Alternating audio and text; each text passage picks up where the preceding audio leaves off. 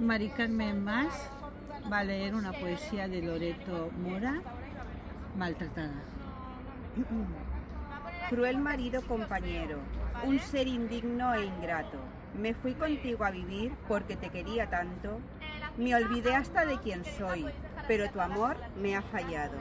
No hice caso de la gente, olvidé padres y hermanos, y te seguí como tonta para hundirme en tu calvario.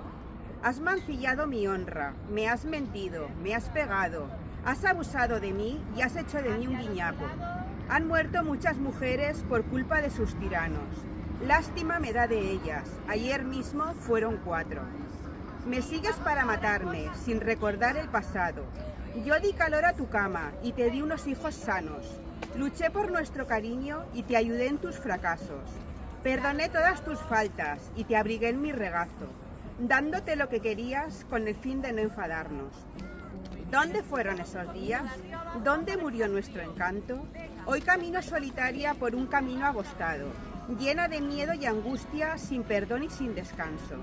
Quieres acabar conmigo creyéndome un bicho raro. Ya no te puedo querer. Déjame en paz, hombre malo. Quisiera rehacer mi vida y no morir en tus manos. Gracias.